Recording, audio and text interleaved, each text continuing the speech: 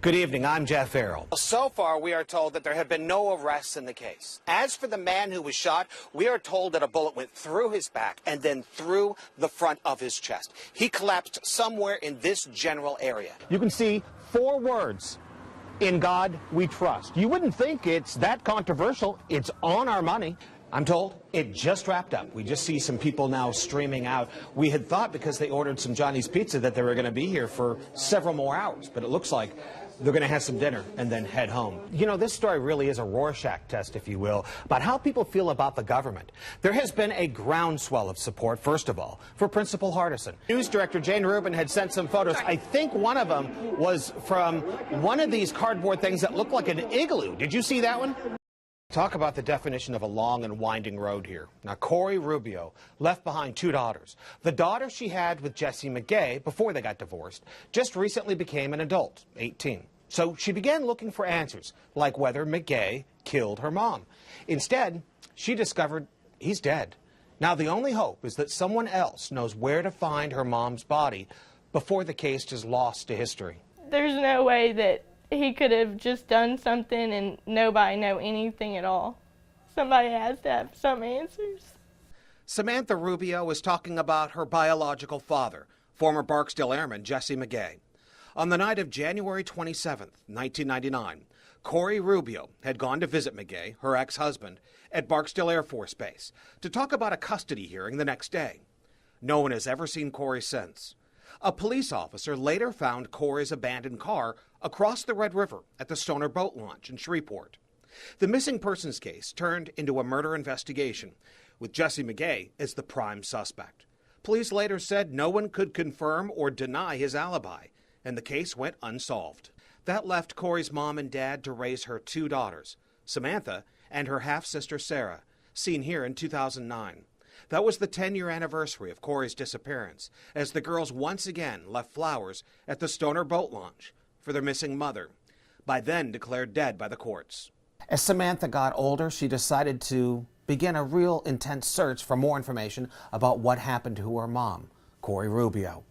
So she got on the internet a little more than a year ago, and she stumbled across this.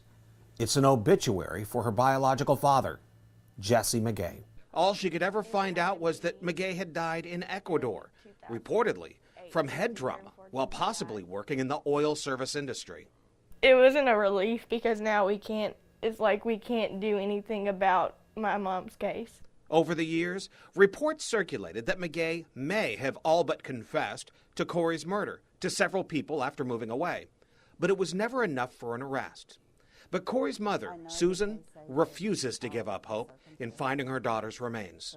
There's got to be someone, somewhere, that knows exactly what happened on that night. Both Corey's mom and daughter say they're just looking for any kind of tip to find Corey's remains, and the tip can be anonymous, no questions asked.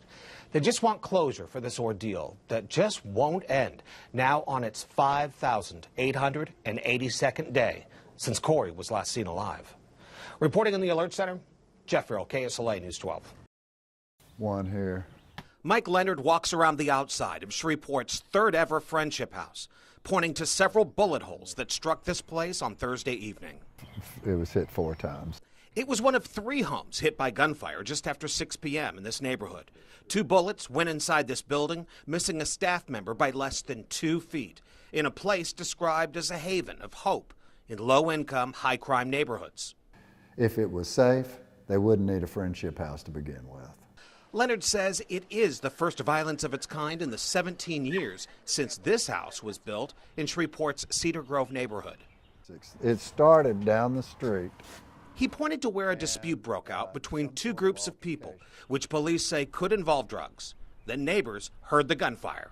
They started running this way.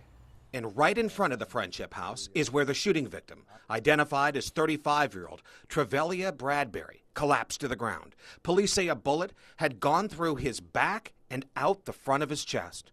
Some neighbors say of all the places to get hit by gunfire, they're upset it included the Friendship House. The Friendship House has been one of the most positive things that happened in this neighborhood for a long time. Long after the bullets stop flying, the people have left, and the police tape has been taken away, one thing still remains here, and remains here in abundance: fear. Hey, how you doing? All right. We're with KSLA.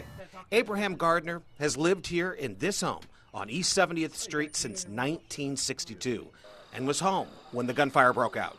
That's hood shots, How many did you hear exactly? about 15. After living here 53 years, he has no intention of being forced out of here by crime.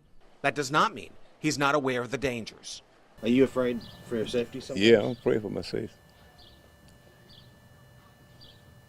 Real afraid.